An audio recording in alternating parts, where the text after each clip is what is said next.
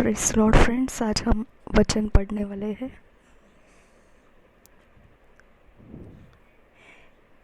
Romeo की पत्री, उसका 10 अध्याय पढ़ेंगे। पहले, हे भाइयों, मेरे मन की अभिलाषा और उनके लिए परमेश्वर से मेरी प्रार्थना है कि वे उद्धार पाए। उद्धार यानी छुटकारा, ओके, डिलीवरेंस।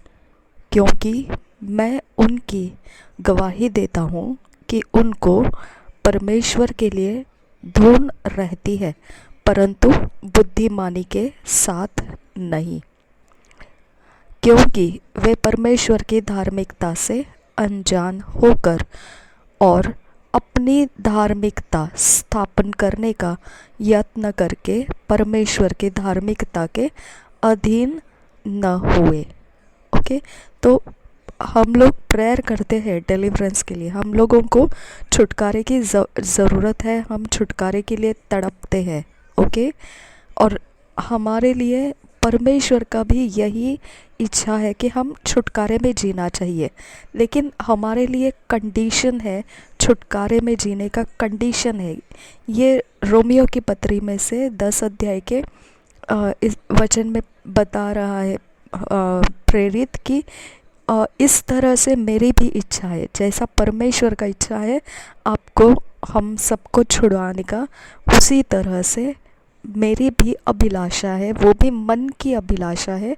और मैं भी यही चाहता हूँ और प्रार्थना से मैं ये प्रकट कर रहा हूँ कि सब उद्धार पाना चाहिए। ओके, क्योंकि मैं उनकी गवाही देता हूँ कि उनको परमेश्वर के लिए धुन रहती है, परंतु बुद्धिमानी के साथ नहीं। हमने यीशु मसीह को देखा है किस तरह से उसके पास धुन रहा था पिता के घर का। ओके, वो अपने मम्मी पापा दोनों को छोड़कर उस जगह में चला गया जहाँ पर मंदिर में वचन बांटा जाता है। वहाँ पर बैठकर वो लोगों को सिखाने लगा। ओके, और वो धुन में था और उस धुन में उसके ऊपर इतनी बड़ी एक धुन सवार थी परमेश्वर के घर की। तो उसने उस जगह में जो कबूतर ये सब ट्रेडर्स थे, वहाँ पर बेचने के लिए बैठे हुए थे लोग, व्यापार जैसे व्यवहार कर रहे थे, वो सब टेबल्स को उसने उलट पुलट कर दिया और वहाँ से उनको भगा दिया वो लोगों को। ओके, और उसने बोला तुम लोगों ने मेरे परमेश्वर के घर को चोरों का अड्डा बना दिया है। ओके, डाकुओं का अड्डा बना दिया है। तो ये उसने परमेश्वर के लिए जो धुन था, उस धुन के आधार से उसके ये रिएक्शंस, उसके ये मैनिफेस्टेशंस दिखते हैं। ओके, तो परमेश्वर ने हमारे अंदर धुन रखा है, वो धुन हमको पागल कर देता है। ठीक है, वो कोई भी धुन हो सकता है, ज़रूरी नहीं वो परमेश्वर के ही बारे में होगा। वो कोई भी शरीर की लालसा का धुन हो सकता है, कोई आंखों की अभिलाषा का धुन हो सकता है, घमंड की धुन हो सकता है, या परमेश्वर के लिए धुन हो सकता है। कुछ भी धुन हो सकता है। वो धुन इंसान को पागल बना देता है। ठीक है, इंसान को वो अच्छे भले का सोच दूर कर देता है और वो धुन के खातिर वो इंसान, उस धुन के खातिर वो धुन को कुछ भी टच नहीं होना चाहिए, उसके विरोध में कुछ नहीं जाना चाहिए। वो सब उस धुन का ही असर रहता है। ओके, उसके अंदर का जो एरिया ऑफ लाइफ है जिसके लिए वो धुन रखे हैं, उसको कोई टच नहीं करना चाहिए। वो कोई प्रकार से उसका कोई भी सिचुएशंस चेंज नहीं होना चाहिए। उसके अंदर का कोई भी हालात कोई भी तरह से कहीं पर भी बिखर नहीं जाना है। इस तरह का धुन रख के जो लोग जीते हैं, उनके पास एक चीज़ की कमी होती है, वो बुद्धिमान नहीं रहते हैं। ओके, वो बुद्धिमानी के साथ धुन में नहीं रहते हैं। ओके, वो पगलाए हुए रहते हैं और वो बुद्धिमानी यूज़ नहीं करते हैं। ठीक है, तो उसके वजह से हमारे अंदर का धुन को हमें बुद्धिमानी के साथ जीना है। हमारे अंदर जो भी धुन सवार रहती है वो अगर परमेश्वर के लिए है तो भी हमको बुद्धिमान होकर वो धुन का हमको चाल चलना चाहिए, वो धुन के साथ हमको जीना चाहिए बुद्धिमान होकर। ओके, और अगर ये बुद्धिमानी हमने नहीं देखी और सिर्फ हम परमेश्वर के लिए धुन रख कर जी रहे हैं, तो हम जो उस धुन के कारण करेंगे वो हमेशा ही परमेश्वर के संगति से मेल खा रहा है ऐसा नहीं रहेगा। वो धुन ऐसा रहता है कि वो हमारे शरीर की ताकत को भी उठा लेता है, हमारे प्राण के ताकत को भी उठा लेता है और आत्मा की ताकत को भी उठा लेता है। ऑल अराउंड ताकत को उठाकर वो उस धुन के खातिर युद्ध कर लेता है। ओके, उस धुन को बचाए रखने के लिए वो धुन को ज़्यादा इम्पोर्टेंस रखने के लिए उसकी वैल्यू कम नहीं होनी चाहिए, उसकी कोई भी बात बिखर नहीं जानी चाहिए। इस तरह का धुन रखी हुई बात को संभालने के लिए और उसके अगेंस्ट कोई भी कुछ नहीं करना चाहिए। इस तरह की धुन रखते हुए जो इंसान जीता है उसके पास बुद्धिमानी की कमी होने से वो कुछ नहीं देखेगा क्या भला है क्या बुरा है, वो इतना ही देखेगा वो धुन को किस तरह से वैल्यू में बनाए रखे। ओके, और कौन उसकी वैल्यू को कमज़ोर कर रहा है, कौन उसके वैल्यू के ऊपर कैसे अटैक्स कर रहा है, कौन उसके वैल्यू को तुच्छ कर रहा है, ये सब कुछ जो है वो धुन को संभालने वाला बुद्धिमानी के साथ हैंडल करना चाहिए। अगर वो बुद्धिमानी के साथ हैंडल नहीं कर रहा है तो उस समय उसके शरीर में एक जोश, प्राण में एक जोश और आत्मा में एक जोश, तीनों जोश लगाकर वो पूरी तरह से उस धुन के खातिर युद्ध में उतर जाता है। ओके, तो छुटकारा हमारे लिए है, लेकिन परमेश्वर का धुन अगर हम रख कर जी रहे हैं तो हमको उसकी ही बुद्धि के साथ उस धुन के साथ चलना चाहिए, उसकी ही बुद्धि के साथ। तीसरा वचन देखिए क्या लिखा है, क्योंकि वे परमेश्वर की धार्मिकता से अनजान होकर और अपनी धार्मिकता स्थापन करने का यत्न करके परमेश्वर की धार्मिकता के अधीन न हुए। ओके, तो हमारे पास कोई भी, मैं एक दिन बहुत कम समय, 1 मिनट, एक थोड़ा सा कुछ सेकंड या मिनट समझ लीजिए, मैंने मेरे एक बहुत ही फेवरेट राइटर है, ऑथर है, उनका मैं बुक पढ़ रही थी।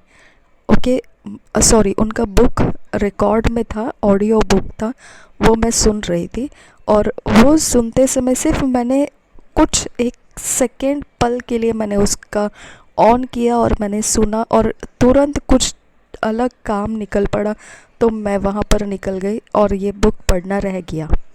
ओके, लेकिन उसके अंदर का जो शुरुआत था वो मुझे बहुत कुछ सिखा दिया। ओके, हमेशा याद रखना है कि हमको परमेश्वर बहुत प्रिय है, बहुत ऊंचे स्थान पर है, हम परमेश्वर को पहला स्थान दिए हुए हैं। अगर कोई भी हमको परमेश्वर के पहले स्थान को हटाने के लिए मजबूर करने लगेगा तो हम उसको रिजेक्ट करने की पूरी तैयारी रखते हैं, हम उसके विरोध करने के लिए, उसको अगेंस्ट करने के लिए, उसकी सारी बातों को हम तुच्छ करके अलग कर देने के लिए पूरी तरह से हम तत्पर हो जाते हैं। ओके, लेकिन हम कभी भी ये नहीं देखते हैं परमेश्वर का वचन किधर इस बात को सपोर्ट करता है। आया समझ में? हमको परमेश्वर के वचन का सपोर्ट लेके परमेश्वर के पहले स्थान को हमारे ज़िंदगी में बनाए रखना है।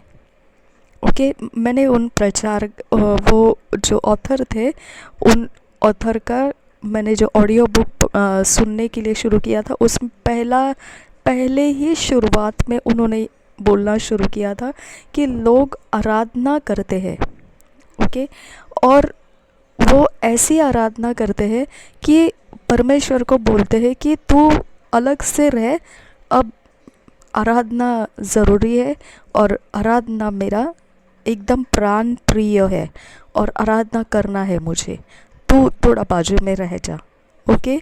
तो आराधना किसकी कर रहे हैं? परमेश्वर की। और परमेश्वर के वचन को अगर हम नहीं समझ रहे, परमेश्वर का क्या डिमांड है हम नहीं समझ रहे हैं, और हम सिर्फ इतना ही बोल रहे हैं, हमको वचन नहीं चाहिए, हमको कुछ भी नहीं चाहिए, हमको बस हमारा ये आराधना है, हम आराधना ही चाहिए और कुछ नहीं चाहिए हमको। ये जो एरिया ऑफ लाइफ है, ओके, इसका पैशन, आराधना करना, ये एक पैशन, ये एक धुन, ओके, आराधना में मगन हो जाना, ये एक धुन है आराधना करने वालों का, ओके। आराधना में बेधुन हो जाते हैं, उनका ध्यान कहीं नहीं रहता है, वो पूरी तरह से इंटीमेट एकदम कनेक्ट हो जाते हैं परमेश्वर के साथ। आराधना में सब कुछ ठीक है, लेकिन वो लोग जो वर्शिपर्स हैं, ओके, वो वर्शिप करना चाहते हैं और वर्शिप करते हैं, लेकिन वो परमेश्वर के डिज़ाइन को भूल जाते हैं, ओके। परमेश्वर की आराधना का डिज़ाइन है आत्मा और सच्चाई के साथ, यानी आपको हाथ और पैर के कोई काम करके जैसा कुछ चढ़ावा चढ़ा के या बहुत कुछ ऐसा करके जो किया जाता है, पुराने नियम में लिखा था, उस तरह का आराधना नहीं रहता है। जैसा तेल रखना है, दिए लगाना है, या फिर सुगंधित धूप जलाना है, या फिर ऐसा करना है तो फिर आराधना स्टार्ट करना, ऐसे कोई कृतियाँ नहीं है। आत्मा के साथ, हम जो आत्मा है, ओके, उस आत्मा को वचन की ज़रूरत है, और फिर आत्मा और वचन मिल के आराधना होता है परमेश्वर का। ये परमेश्वर का डिज़ाइन है।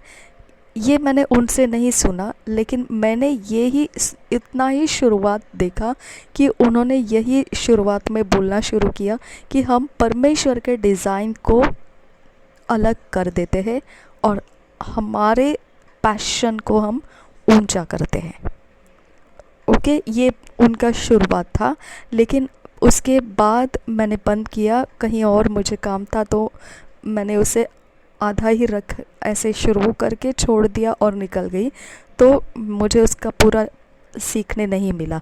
लेकिन मेरे पास जो अवेलेबल है उसके बारे में वो मैं आपसे बात कर रही हूँ कि आराधना का मतलब इस तरह का है कि हमारे पास परमेश्वर ने दिया हुआ डिज़ाइन है, ओके। हमको परमेश्वर का छुटकारा प्राप्त करने का डिज़ाइन है, ओके। मैपिंग है हमारे पास, ओके। यीशु मसीह ने हमको उस दिशाओं के साथ एक बताया है, एक प्रकार का हमको सिखाया है उसने। अगर प्रार्थना करेंगे तो किस तरह का प्रार्थना चेलों को सिखाया गया था, ओके। और वो खुद प्रार्थना करता था, तो वो किस तरह से कौन से समय में प्रार्थना करने को चला जाता था, और वो प्रार्थना करके आने के बाद में उसके साथ क्या होता था। लोग तुरंत उसको पकड़ लेते थे, इंतज़ार में ही बैठे रहते थे। वो नीचे आए, प्रार्थना करके पहाड़ से उतर कर आए, तुरंत उसको पकड़ लेते थे कुछ सुनने के लिए, और उसने जो प्राप्त किया होता है उसके एकांत के समय में परमेश्वर से वो उन लोगों को बांटना शुरू करता है, ओके। उसका चलते वक्त वो कहता है कि अंधेरे के समय में काम नहीं किया जाता है, दिन का उजियाला है उसी समय काम करना है, तो रात आने वाली है उस समय कोई काम नहीं करेगा। तो ये सब मिरेकल्स के बारे में वो बोल रहा था कि ये मिरेकल्स जब रेवलेशन से, जब हम सब के पास प्रकाशन आते हैं, तुरंत उसका यूज़ करना है, तुरंत उसके आधार से अपने ज़िंदगी के लिए उसका जो भी ज़रूरत है वो ज़रूरत को प्राप्त हो जाने के लिए काम करना है। और वो विश्वास और काम ऐसे दोनों इकट्ठे हो जाता है और हमारे लिए वो मिरेकल बन जाता है। ओके, तो हर प्रकार से परमेश्वर के धुन काफ़ी नहीं रहता है, उसके साथ परमेश्वर का नियम और बुद्धिमानी होता है। नियम, उसने जो डिज़ाइन किया है चौखट, उस चौखट के बाहर नहीं जाना है। समझ में आया? हमको छुटकारा है, लेकिन चौखट रख के हमको परमेश्वर के पास सब कुछ प्राप्त करने का रास्ता है। ओके, हमारे पास परमेश्वर ने बाउंड्रीज रखा है, उस डिज़ाइन के अंदर से हमको प्राप्त करने का 100% गारंटी है। इसके लिए आपको बहुत कुछ करने की ज़रूरत नहीं है, बहुत कुछ अलग सा माहौल क्रिएट करने की ज़रूरत नहीं है। ये आपको मालूम होने की ज़रूरत है, ये आपको बुद्धि मिलने की ज़रूरत है, दैट्स ऑल। ओके, होशिया में बोला कि परमेश्वर के लोग ज्ञान के अभाव के कारण मारे जाते हैं, है ना। तो अब ज्ञान के अभाव के कारण, ज्ञान अलग है, बुद्धि अलग है। बुद्धि क्रियाशील होती है, बुद्धि आपको काम करने के तरीके देती है। ओके, ज्ञान आपको उस क्यों आपको वो काम करना है उसके बारे में बताता है। ओके, फॉर एग्ज़ाम्पल आपको अगर कुछ प्राप्त करना है तो ज्ञान आपको बताएगा कि क्यों आपको ये प्राप्त करना है। ओके, वो आपको ज्ञान आपको ये नहीं बताएगा किस तरह से प्राप्त करते हैं, ज्ञान आपको ये बताएगा वो क्यों चाहिए आपको, उसका महत्व क्या है, हाँ, उसका वैल्यू क्या है, और वो क्यों आपके पास होने की ज़रूरत है। बस इसके लिए सिर्फ ज्ञान से हमको नहीं चलता है लाइफ। उसके बाद हमारे पास बुद्धि होने की ज़रूरत है कि अब हमको मालूम तो पड़ गया परमेश्वर से हम ये प्राप्त करना है, ये ज़रूरी है, और ये परमेश्वर के वैल्यू को हमारे लाइफ में बनाए रखता है। ये जो है हमारे ज्ञान से हमने प्राप्त किया, लेकिन उसको करे कैसे, कृतियों में उसको कैसे लाए, यहाँ पर हमको पवित्र आत्मा बुद्धि से चलाने की ज़रूरत है। ज्ञान प्राप्त कर लिया, वचन पढ़ा, ज्ञान मिल गया, परमेश्वर का वचन बात किया, ओके, परमेश्वर के वचन मालूम पड़े, अब क्या करना है, अब इसके बाद उसका इस्तेमाल करना है। ओके, जब वचन कहा गया था कि अगर राई के दाने जितना भी अगर तुम्हारे पास विश्वास है और मन में संदेह ना करो, तो जब तुम कहो पहाड़ को यहाँ से उठ जा और समंदर में जा गिर, तो वो वैसा हो जाएगा। ओके, यहाँ पे ये वचन अगर कोई पढ़ेगा तो नेचुरल माइंड से, स्वाभाविक तरह से उसको हंसी आ जाएगी। ये राई के दाने के जितना विश्वास और फिर संदेह नहीं करना और फिर पहाड़ उखड़ जाएगा। ओके, एक नॉर्मल इंसान के बारे में ये दिमाग के अंदर कभी नहीं बैठेगा कि ये ऐसा क्यों लिखा गया है। ओके, जब इसके बारे में उजियाला आ जाता है, जब इसके बारे में हमारे अंदर जो बंद पड़ा हुआ लाइफ था वहाँ पर पवित्र आत्मा का एंट्री आ जाता है, वहाँ हमको मालूम पड़ जाता है कि इस वचन का अर्थ क्या है। ओके, अब यीशु मसीह आपने भजन संहिता के 2 अध्याय में पढ़ा। ओके, यीशु मसीह क्या कर रहा था? यीशु मसीह भजन संहिता के 2 अध्याय में बोला है कि वो अब न्याय करने वाला है दुष्ट के कामों का, और वो सारे जो लोहे के चीज़ें हैं उसके टुकड़े टुकड़े करने वाला है, और परमेश्वर उसके हाथों में दिया है न्याय करने के लिए। ओके, तो अब ये लोहे के टुकड़े टुकड़े कहाँ से?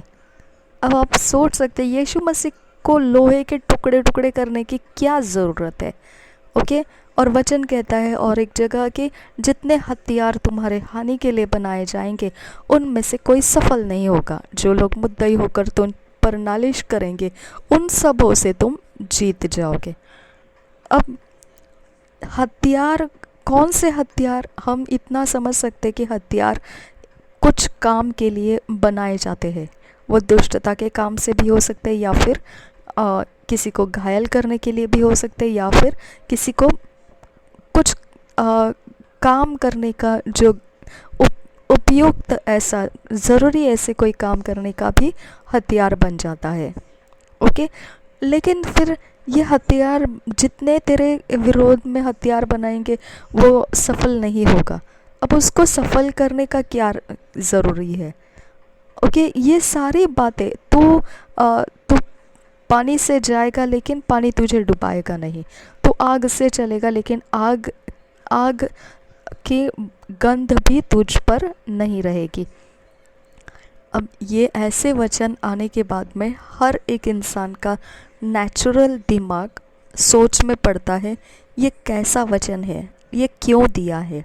ओके, तो आपको ये बात समझ में आना चाहिए, लाइफ इज स्पिरिचुअल।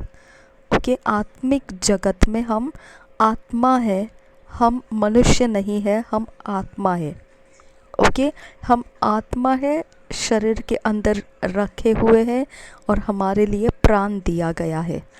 ठीक है, हमारे पास प्राण है, लेकिन हमारा डोमिनेट करने के लिए इस पृथ्वी के ऊपर हम आत्मा है। ठीक है, मनुष्य को परमेश्वर ने बनाया डोमिनेट करने के लिए, तो डोमिनेट का जगह कौन संभाल रहा है? आत्मा। ओके, तो अगर आपको डोमिनेट करना है और आत्मा आपको मालूम नहीं है, तो आपका डोमिनेट करने का समय ख़त्म हो जाता है, क्योंकि आपका प्राण डोमिनेट के लिए नहीं बनाया है, आपका शरीर डोमिनेट के लिए नहीं बनाया है। अभी आज के टाइमिंग से आपको ये बात ध्यान रखना है, अगर आपने आत्मा डोमिनेट करने के लिए बनाया है ये नहीं समझा, तो आपका समय आप प्राण को और शरीर को इकट्ठा करके लड़ेंगे। लेकिन अब स्पिरिचुअल है सब कुछ, इवन दुष्टता के जगत में भी स्पिरिचुअल जो रहेगा वही जाएगा आगे तक, और जो स्पिरिचुअल नहीं है, सिर्फ प्राण के आधार से, भावनात्मक आधार से और शरीर के ताकत से ऐसा अपने आप को समझता है कि बस उतना चल जाएगा और कुछ करने की ज़रूरत नहीं है, आत्मिक जगत का उसके पास अगर ज्ञान नहीं है, वो आगे बढ़ना मुश्किल है। ओके, तो ये आपका समय जो रहने वाला है, ये सब आत्मा के साथ आत्मा का कनेक्शंस, फाइट्स शुरू है। ओके, इसकी वजह से हमको ये बात पूरी तरह से हमारे दिलो दिमाग में लेना है कि हमको आत्मा से डोमिनेट करने के लिए यहाँ पृथ्वी पर रखा है। ओके, हमारी कोई छुटकारे शरीर और प्राण के ताकत से नहीं है। हमारा हर एक छुटकारा हमको ज्ञान होना चाहिए कि ये छुटकारा क्या है, ये क्यों है, ये प्रॉब्लम क्या है, ये क्यों है, और इसको किस तरह से हैंडल करना है, ये किस तरह से मैं इसके पार हो सकती हूँ, ये ज्ञान होना चाहिए। ओके, अगर ये पार ना करो तो कैसा रहेगा, अगर ये पार करो तो कैसा रहेगा, ये ज्ञान, ये थ्योरी जैसा हमारे दिलो दिमाग को समझ में आना चाहिए। ओके, और ये पवित्र आत्मा ही समझाता है, हम अपने बल से नहीं समझ सकते हैं इसे। ठीक है, अब उसके बाद हमको परमेश्वर से बुद्धि मिलना चाहिए कि अब ये प्रॉब्लम, ये ट्रबल, मैं इसके पार कैसे जाऊं। ओके, अब ये ट्रबल के बारे में रास्ते कैसे हैं, मैंने कैसे एक्टिवेट करना है, मैंने किस तरह से एक्शन लेना है, मैंने किस तरह से इसके साथ जंग लड़नी है। ओके, इसके विरोध होना है, किस तरह से मैंने ये प्रॉब्लम को धकेल देना है। ओके, तब आपको समझ में आता है कि क्यों परमेश्वर बोल रहा था कि आग से चलेगा, आग का गंध भी तुझे छुएगा नहीं, पानी से चलेगा लेकिन पानी तुझे डुबाएगा नहीं। क्यों परमेश्वर ऐसा बोल रहा था कि यीशु मसीह न्याय के लिए भेजा है और वो लोहे जैसे चीज़ों को वो टुकड़े टुकड़े कर देगा। क्यों परमेश्वर बोलता है जितने हथियार तेरे हानि के लिए बनाए जाए उनमें से कोई सफल नहीं होगा, जो लोग मुद्दई होकर तुझ पर नालिश करे उन सबों से तू जीत जाएगा। क्यों ऐसा परमेश्वर बोल रहा था? ओके, क्योंकि जब हम आत्मा में डोमिनेट करने उठते हैं तब प्रभु यीशु का ये वचन आपके ज़ुबान से निकलता है। जो आपको सताया या जो आपका ट्रबल हुआ या जो भी आपके ऊपर उपद्रव हुआ या कोई भी प्रकार के संकट, बीमारी, जहाँ कहीं पर भी आपका परेशानी का माहौल है या आपका असफलता है या आपको कोई डर है या आपका कोई भी प्रकार का कोई भी टेंशन है, ओके, वो सब जगह में आपको ये वचन मालूम पड़ता है कि राई के दाने जितना भी अगर आप विश्वास करेंगे कि हम आत्मिक जगत में फाइट कर रहे हैं और हम आत्मा है और हम डोमिनेट करने के लिए बुलाए गए हैं, तो हमको आत्मा के अंदर से ये सब चीज़ों के ऊपर अटैक करना है और ये चीज़ें टूट जाती है और बिखर जाती है और उसको हम जैसा बोलेंगे वैसा ही हो जाता है। ओके, अगर ये आपके दिलो दिमाग को ये प्रैक्टिस करना नहीं आता है तो ये बुद्धिमानी का प्रैक्टिस है, ये बुद्धि है। ओके, तो आप बुद्धि नहीं इस तरह का प्रैक्टिस करेंगे, वो आपको फ़ायदे में नहीं रहेगा। ओके, आपका बुद्धिमानी होना क्या है? विश्वास अगर करेंगे, डाउट नहीं करेंगे और फिर आप आत्मा के रियम्स में से सब कुछ उखाड़ फेंकना शुरू करेंगे, वो सक्सेसफुल होना ही होना है। उसके पीछे का सबसे ज़बरदस्त फाउंडेशन ये है कि हम आत्मा है और हमें परमेश्वर ने डोमिनेट करने का अधिकार दिया है। और उसके पीछे और एक ज़बरदस्त कारण है, हम यीशु मसीह के चेले हैं और हमको डोमिनेट करना है। इसकी वजह से यीशु मसीह ने हमें अधिकार दिया है और सामर्थ्य दिया है। ओके, तो बलवंत जो है वो जब तक घर का रखवाला जो है उसको बांध नहीं देता है तब तक उस घर की कोई भी बात वो ले नहीं सकता है। आया समझ में? तो हम बलवंत से भी बढ़कर है क्योंकि हमारे अंदर परमेश्वर का आत्मा है। ओके, हमारे आत्मा में परमेश्वर का आत्मा निवास करता है। ये अगर हमारे ज्ञान में नहीं है और हमको नहीं मालूम है कि ये आत्मा करता क्या है। ओके, हम मुसीबत में आते हैं, हम परेशानी में आते हैं, ये आत्मा करता क्या है? आया समझ में? हम सो रहे हैं और गंदा आत्मा आके चला जाता है। ओके, हम कुछ आराम से चल रहे, कोई आकर उपद्रव करके चला जाता है। ओके, हम आराम से कुछ खा पी रहे हैं, अचानक से कोई प्रकार का उपद्रव, कोई प्रकार के चिड़चिड़ापन या कोई प्रकार का फ्रस्ट्रेशन उठाता है हमारे अंदर, झुंझलाहट सा हो जाता है। ओके, ये सब कुछ डिस्टर्बिंग स्पिरिट कहाँ से आते हैं? ये सिचुएशंस, डिस्टर्बिंग पावर्स किधर से, कैसे क्या एंट्री करते हैं, कैसे क्या ये हमको सता पाते हैं? अगर इसके ऊपर हमने सही ढंग से समझा तो पौलुस को समझिए आप।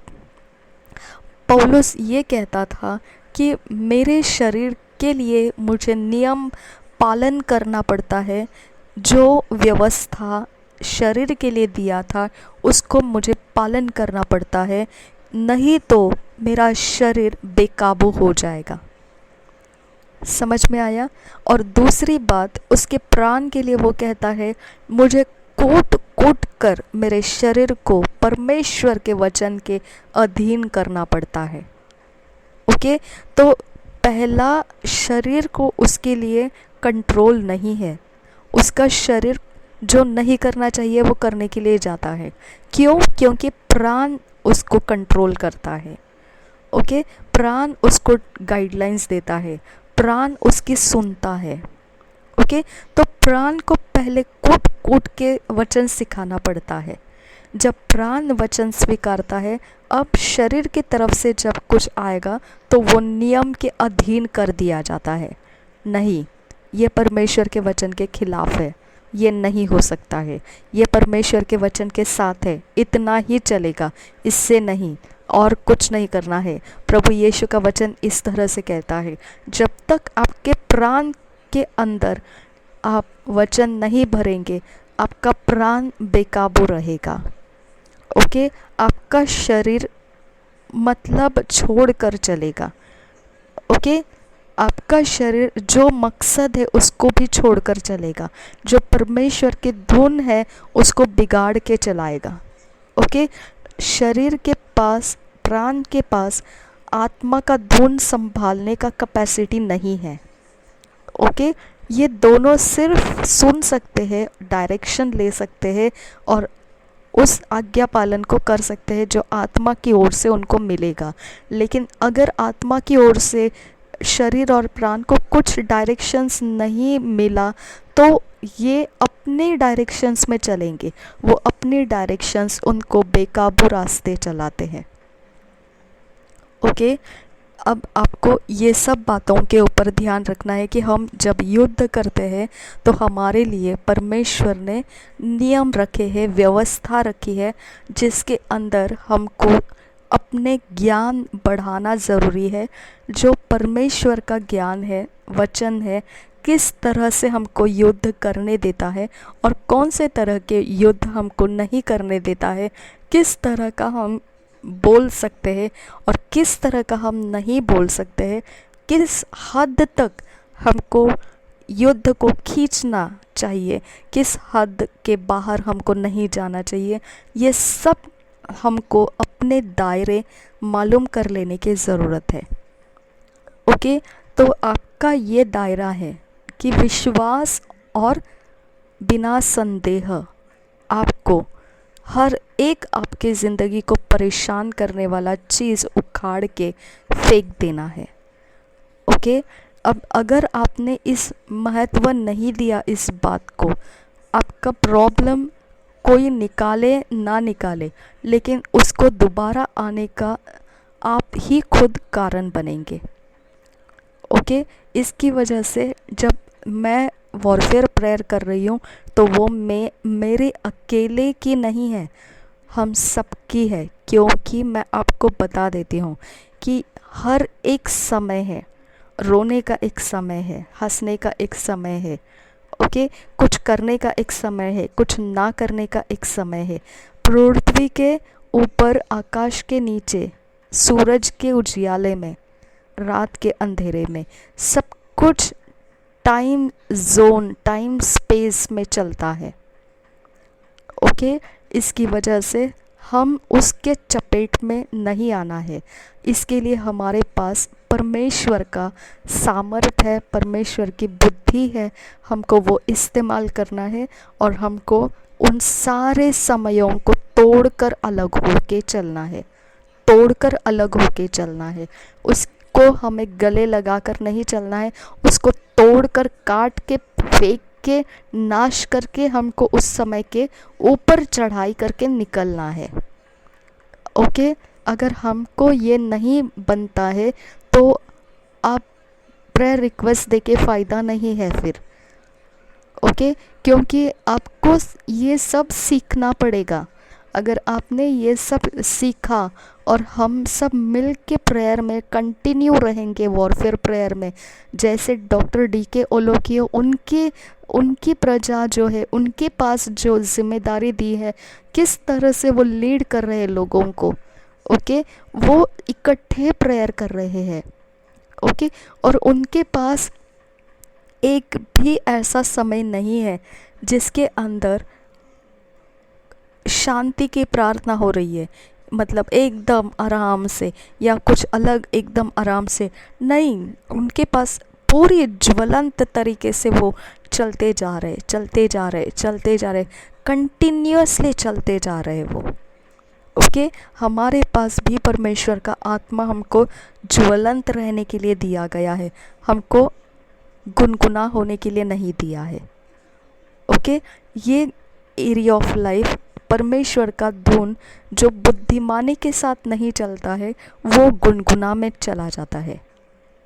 ओके, क्योंकि परमेश्वर का धुन बुद्धिमान लोगों के कनेक्शंस में बुद्धिमान होकर वो ज्वलंत बने रहता है, लेकिन जहाँ पे परमेश्वर की धुन है लेकिन बुद्धिमानी नहीं है, वहाँ पे परमेश्वर का आत्मा काम नहीं कर पाता है, वो डिसबैलेंस लाइफ रहता है।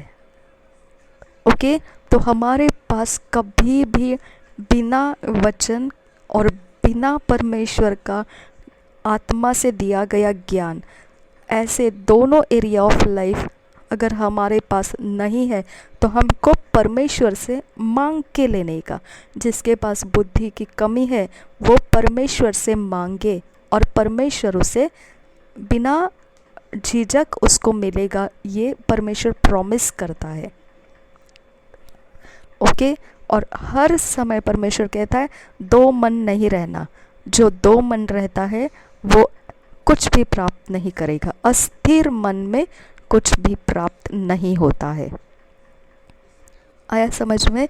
तो अस्थिर मन ये सब टाइम स्पेसेस में चलता है, कभी ठंडा कभी गर्म कभी गुनगुना, इस तरह का उथल पुथल उथल पुथल उथल पुथल, अस्थिर मन। ओके, अस्थिर जीवन, कभी बहुत जॉय कभी बहुत रोना, कभी बहुत हंसना, कभी बहुत ही लड़ाई करना, कभी बहुत ही कहीं पर चले जाना, कभी बहुत ही कुछ कर लेना, ये सब कुछ जो है अस्थिरता है। ओके, ये अस्थिरता को परमेश्वर कहता है कि कुछ मिलेगा ये आशा मत रखो, क्योंकि परमेश्वर का आत्मा जिसके अंदर है वो अस्थिर नहीं रहता है, उसके पास हर एक जगह में परमेश्वर के धुन अटैच्ड किया होता है परमेश्वर के वचन के दायरों के साथ। आया समझ में? तो हम अपनी धार्मिकता को एस्टैब्लिश नहीं करना है, हमको युद्ध करते समय अपनी धार्मिकता को एस्टैब्लिश नहीं करना है, हम अपने मर्जी का कुछ काम नहीं करना है, हमारे पास परमेश्वर ने दिया हुआ रास्ता है, उस रास्ते के अनुसार हमको चलना है। ओके, हम आगे पढ़ेंगे, यही रोमियो का 10 अध्याय का आगे पढ़ेंगे।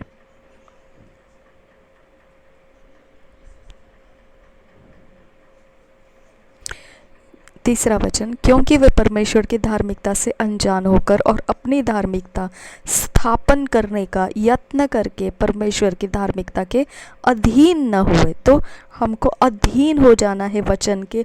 अगर वचन कहता है नहीं ये नहीं कर सकते, हमको अधीन हो जाना है, चाहे कितना भी हमको लगे कि ये ऐसा क्यों, फिर भी हमको उसके अधीन हो जाना पड़ेगा।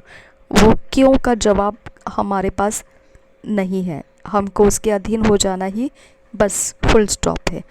चौथा वचन, क्योंकि हर एक विश्वास करने वाले के लिए धार्मिकता के निमित्त मसीह व्यवस्था का अंत है, क्योंकि मूसा ने यह लिखा है कि जो मनुष्य उस धार्मिकता पर जो व्यवस्था से है चलता है वह इसी कारण जीवित रहेगा, परंतु जो धार्मिकता विश्वास से है वह यूँ कहती है कि तू अपने मन में यह न कहना कि स्वर्ग पर कौन चढ़ेगा, अर्थात मसीह को उतार लाने के लिए। सातवां वचन, या गहराव में कौन उतरेगा, अर्थात मसीह को मरे हुओं में से जिलाकर ऊपर लाने के लिए। परंतु क्या कहता है यह कि वचन तेरे निकट है, तेरे मुंह में और तेरे मन में है, यह वही विश्वास का वचन है जो हम प्रचार करते हैं।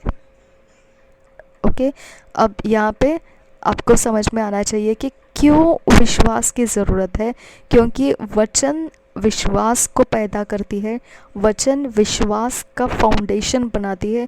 तो अगर आपको वचन का ज्ञान बढ़ाना नहीं है अपने अंदर, तो एक तरह से आप ये कहना चाहते हैं कि आपको कुछ भी प्राप्त नहीं करना है। ओके, तो फिर अगर आपको कुछ भी प्राप्त नहीं करना है तो वचन का ज्ञान मत लो। अगर आपको कुछ प्राप्त करना है तो वचन का ज्ञान लेना बहुत ज़रूरी है।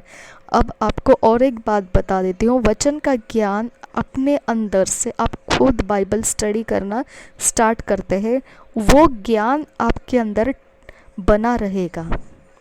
ओके, आप यहाँ वहाँ अगर कोई सिखाए, कोई दिखाए, कोई बताए, इस तरह से दौड़ लगाएंगे, आपको बहुत बहुत समय वेस्ट हो जाएगा आपका। ओके, आपको अगर हिंदी में ट्रांसलेशन करने वाले वीडियोस चाहिए, लेकिन वो लोग मेरे चैनल के ऊपर कॉपीराइट का क्लेम भेज रहे हैं। ओके, और मैं नहीं चाहती हूँ कि कॉपीराइट का क्लेम आने के बाद में वो मेरे चैनल को बंद कर दे। ओके, अगर वो बंद हो गया तो मैं नया चैनल खोल दूँगी, आपको परवाह नहीं है उसकी। लेकिन ये डिसओबीडियंस है, जब वो कॉपीराइट क्लेम भेज रहे हैं तो मैंने उसके आगे नहीं बढ़ना है।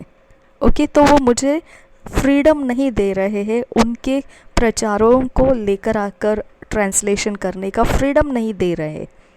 ओके, तो हम उनकी तरफ देखते हैं जो हमको प्रचार करते हुए प्राप्त होते हैं और हम चाहते हैं कि वो हमको मिले, लेकिन वो इतने रेस्ट्रिक्शन में रखते हैं उनके प्रचार को। वो टाइम जोन में आते हैं ऑनलाइन, हमारे इंटरनेट चलते नहीं है उस समय, या डेटा ख़त्म हुआ रहता है, कोई भी कारण से डेटा ख़त्म हो जाता है, या कोई भी कारण से कुछ और तरीके से हमारे हाथ में डिवाइसेस नहीं रहते हैं, वो ऑनलाइन होकर चले जाते हैं। ओके, और फिर बाद में वो लोग अपने वीडियोस को अपलोड करके भी नहीं रखते हैं, और अपलोड करके रखेंगे तो बाद में वो जल्दी से उसे निकाल देते हैं। ओके, तो हमारे लिए उनकी तरफ से आने वाला जो स्रोत है वो बहुत ही अस्थिर है, अनस्टेबल है, वो कभी है कभी नहीं है। ओके, लेकिन अगर हमने खुद परमेश्वर से मांगना शुरू किया, परमेश्वर आज के दिन मुझे जीना है, मेरी सहायता कर, मुझे ज्ञान दे, बुद्धि दे, समझ दे, बस आज के दिन जी लो, कल के लिए परमेश्वर और देगा। ओके, परसों के लिए नए से देगा, हर दिन आपको नया मानना मिलेगा। जहाँ पर आपको लगता है कि ये इंग्लिश में है और मुझे वो हिंदी में चाहिए, तो आप अपने नज़दीक कोई पवित्र जाति में आप देखिए, कोई है क्या जो उसे आपको इंग्लिश में है तो हिंदी में उसके प्रचार को बोलकर दिखा सकेगा, एक्सप्लेन करके दिखा सकेगा। ओके, प्लीज़ आप अपनी तरफ से कोई भी ऐसे पवित्र जाति में ऐसे लोग प्रेयर करके मांगिए जो आपके दोस्त बनेंगे, जो आपको सहायता करेंगे, इंग्लिश प्रचार को हिंदी में होकर आपको सुनाएंगे। ओके, आपको बहुत ज़रूरी है, इसमें आपको पीछे नहीं रुकना है, क्योंकि मैंने देखा है आप लोग इतनी आशा रखते हैं कि ये प्रचार हिंदी में करो, वो प्रचार हिंदी में ट्रांसलेट करो।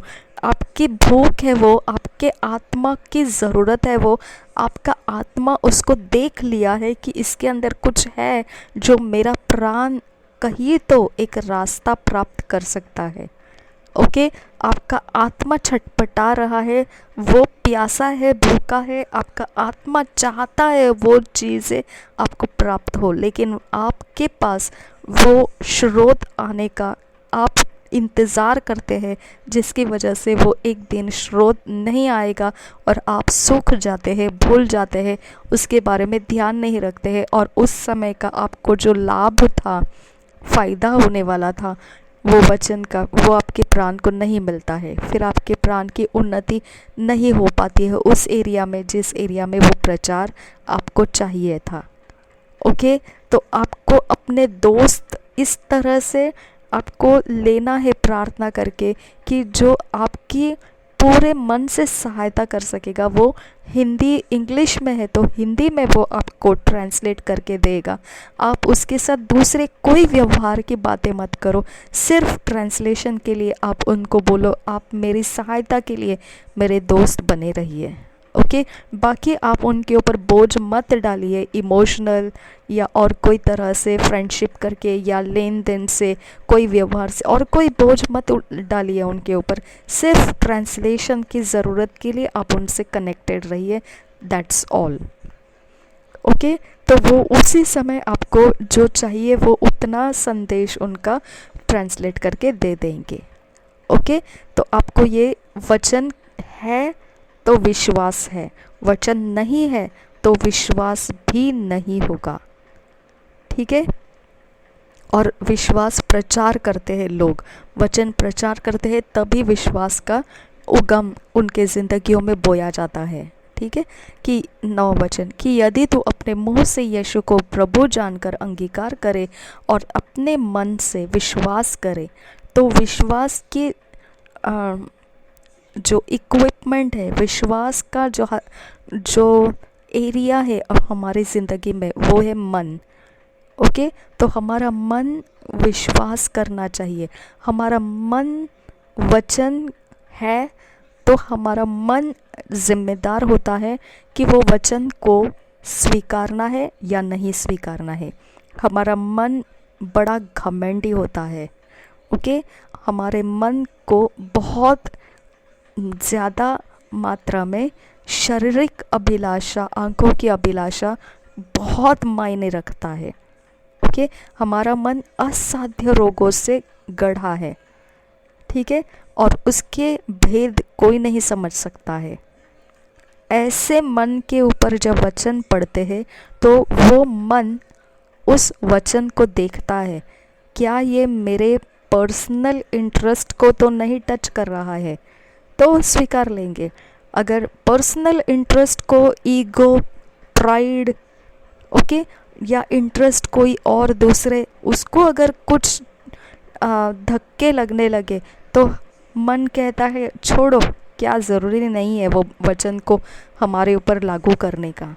ओके, तो मन के आधार पर पड़ता है विश्वास करना। ठीक है, तो ये विश्वास परमेश्वर का आत्मा है, लेकिन उसका प्लेटफॉर्म कहाँ पर है रुकने का, स्टेशन कहाँ पर है उसका रुकने का, मन के ऊपर। आया समझ में? तो आपका मन के लिए परमेश्वर ने कहा ऐसी रखवाली कर कि उसमें से जीवन के स्रोत निकलते हैं। ओके, तो आपको मन की रखवाली किस तरह से की जाती है, आपने पिछले बार रिकॉर्डिंग में सुना है। आपका मन प्लेटफॉर्म बनता है। अगर आपने रखवाली किया मन का, तो आपने अच्छे से मन को परमेश्वर के अधीन रहना सिखाया, तो आपका प्लेटफॉर्म मजबूत बनता जाएगा और उसके ऊपर विश्वास का जड़ मजबूत पकड़ता जाएगा। ओके, विश्वास का ठहरने का घर है मन। ठीक है, आगे पढ़ेंगे कि परमेश्वर ने उसे मरे हुओं में से जिलाया तो तू निश्चय उद्धार पाएगा। तो अब ये जगह में जो है मरे हुओं में से जिलाया तो तू निश्चय उद्धार पाएगा, मतलब छुटकारा पाएगा, निश्चय छुटकारा पाएगा। ओके, तो हमारे लिए मन के अंदर विश्वास होना चाहिए कि परमेश्वर ने यीशु मसीह को मरे हुओं में से जिलाया है, तो निश्चय मेरे प्रॉब्लम्स सॉल्व होंगे, निश्चय मेरी चंगाई आएगी, निश्चय निश्चय मेरा जीवन बदलेगा, निश्चय मैं एडिक्शन से बाहर हो जाऊंगा, निश्चय मेरी मैरिज सफल हो जाएगी, निश्चय ये सब कुछ मेरे लिए बदल जाएगा, निश्चय मुझे जॉब्स मिलेगा, निश्चय मेरी सैलरी बढ़ेगी, निश्चय मेरा प्रमोशन होगा, निश्चय होगा, निश्चय होगा। अगर मैंने ये विश्वास किया मन में कि परमेश्वर ने यीशु मसीह को मरे हुओं में से जिलाया। आया समझ में? ये है बुद्धिमानी का रास्ता हम चल दिए। आया समझ में?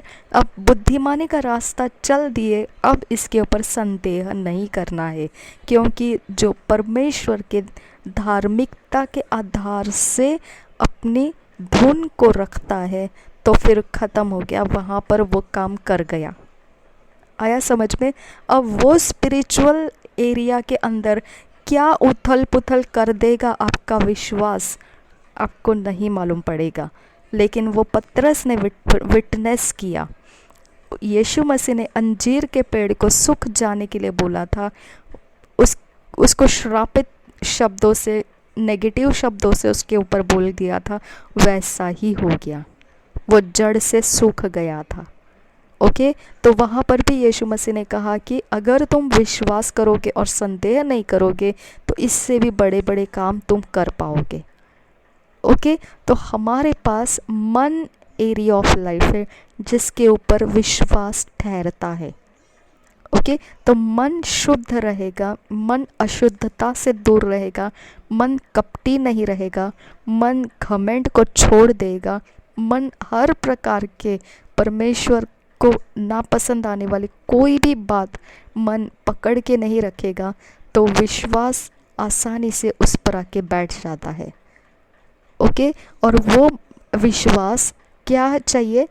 परमेश्वर ने यीशु मसीह को मरे हुओं में से जिलाया, तो निश्चय मेरी ज़िंदगी का छुटकारा हो जाएगा। आमीन। ओके, आगे क्या लिखा है 10 वचन, क्योंकि धार्मिकता के लिए मन से विश्वास किया जाता है और उद्धार के लिए मुँह से अंगीकार किया जाता है। निश्चय बोला है ना, मुँह से अंगीकार किया जाना है कि निश्चय मेरा ये सफल होता है, निश्चय मेरा ये मिल जाएगा मुझे, निश्चय मेरी ज़िंदगी बदलेगी, निश्चय मेरे शत्रु हारेंगे, निश्चय मैं ज़िंदगी की बातों को समझूंगा, निश्चय मेरे आगे हर एक बातें सरल हो जाएगी। निश्चय निश्चय आपको अंगीकार करना है। ओके, क्यों? क्योंकि परमेश्वर का इकलौता प्रिय पुत्र मरे हुओं में से जिलाया गया है और मैं उस पर विश्वास करती हूँ, तो निश्चय मेरे लिए सफलताएं हैं। ओके, ये स्पिरिचुअल एक्टिविटी है। ओके, ये स्पिरिचुअल ताकत है, ये स्पिरिचुअल रास्ता है, ये स्पिरिचुअल अथॉरिटी है, पावर है, जो आप शुरू करते हैं इसके अंदर से और उस मकाम तक पहुंच जाते हैं जहां तक आपको पहुंचने की ज़रूरत होती है। ओके, 11 वचन देखिए क्या है, क्योंकि पवित्र शास्त्र यह कहता है कि जो कोई उस पर विश्वास करेगा वह लज्जित नहीं होगा। ओके, और आगे क्या लिखा है, यहूदियों और यूनानियों में कुछ भेद नहीं, इसलिए कि वह सब का प्रभु है और अपने सब नाम लेने वालों के लिए उदार है।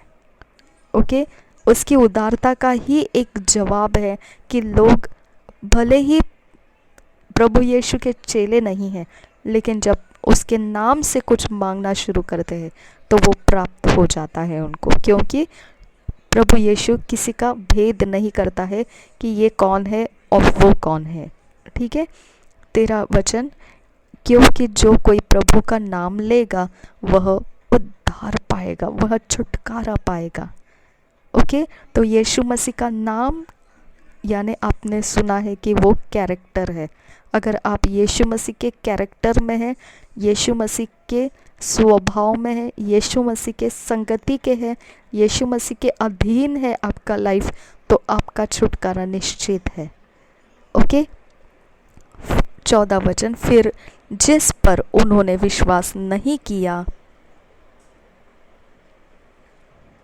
वे उसका नाम क्यों कर ले, जिसकी नहीं सुनी उस पर क्यों कर विश्वास करे। ओके, जिस पर उन्होंने विश्वास नहीं किया उसका नाम भी वो लोग नहीं लेंगे, और जिसकी नहीं सुनी उसके लिए विश्वास आना तो संभव ही नहीं है। तो पहले सुनने की आवश्यकता है। ओके, पहले हमारे पास वचन का स्टॉक होने की आवश्यकता है, तभी अगला स्टेप होता है विश्वास का। तो हमने जो भरना ये शुरू किया है, ये इसी का कारण है कि हम पहले प्लेटफॉर्म तैयार कर रहे हैं, हम अपने मन को रास्ता दिखा रहे हैं कि यहाँ से नहीं, ये रास्ते से चलना है। ओके, ज़िद नहीं करना है, अपने आप को वचन के अधीन कर दो। हम प्लेटफॉर्म तैयार कर रहे हैं। ओके, अब ये प्लेटफॉर्म के ऊपर कौन आके बैठेगा? विश्वास आके बैठेगा। अब हम जब ये प्लेटफॉर्म के ऊपर बैठे हुए विश्वास को लेके जब हम कुछ प्रार्थना करते हैं तो वहाँ पर काम पूरा हो जाता है। ओके, 15 वचन देखिए, और प्रचारक बिना क्यों कर सुने, और यदि भेजे न जाए तो क्यों कर प्रचार करे, जैसा लिखा है कि उनके पाँव क्या ही सुहावने हैं जो अच्छी बातों का सुसमाचार सुनाते हैं, परंतु सब ने उस सुसमाचार पर कान न लगाया। यशायाह कहता है कि हे प्रभु, किसने हमारे समाचार की प्रतीति की है? 17 वचन, सो विश्वास सुनने से और सुनना मसीह के वचन से होता है। परंतु मैं कहता हूँ, क्या उन्होंने नहीं सुना? सुना तो सही, क्योंकि लिखा है कि उनके स्वर सारी पृथ्वी पर और उनके वचन जगत की छोर तक पहुँच गए हैं। फिर मैं कहता हूँ, क्या इस्राएली नहीं जानते थे? पहले तो मूसा कहता है कि मैं उनके द्वारा जो जाति नहीं तुम्हारे मन में जलन उपजाऊंगा, मैं एक मूढ़ जाति के द्वारा तुम्हें रिस दिलाऊंगा। फिर यशायाह बड़े हियाव के साथ कहता है कि जो मुझे नहीं ढूंढते थे उन्होंने मुझे पा लिया, और जो मुझे पूछते भी न थे उन पर मैं प्रकट हो गया। परंतु इज़राइल के विषय में वह यह कहता है कि मैं सारे दिन अपने हाथ एक आज्ञा न मानने वाली और विवाद करने वाली प्रजा की ओर पसारे रहा। ओके, तो हमारे अंदर जब प्रभु यीशु मसीह आ चुका है तो अब हमारे लिए ये एक बहुत बड़ी इम्पॉर्टेंट बात है कि हमने उसको संभाले रखना है। हमको वो धुन है हमारे अंदर, वो ठंडी होने नहीं देना है, और वो धुन को चलाने के लिए हमको परमेश्वर के वचन को अपने अंदर, मन के अंदर भरते जाने की ज़रूरत है, ताकि वो धुन को धार्मिकता के साथ, बुद्धिमानी के साथ और विश्वास में हम ज़िंदगी में इस्तेमाल कर पाए। ओके, मुझे और भी आगे बढ़ना है, इसके बाद और अगला रिकॉर्डिंग आ रहा है। इसे आप बोरिंग नहीं समझना है, ये ज़रूरी फुटस्टेप्स हम उठाए हुए चल रहे हैं, और निश्चित है कि हम बहुत कुछ प्राप्त करते हुए जा रहे हैं। प्रभु यीशु हम सबके साथ बना रहे। आमीन, आमीन, आमीन।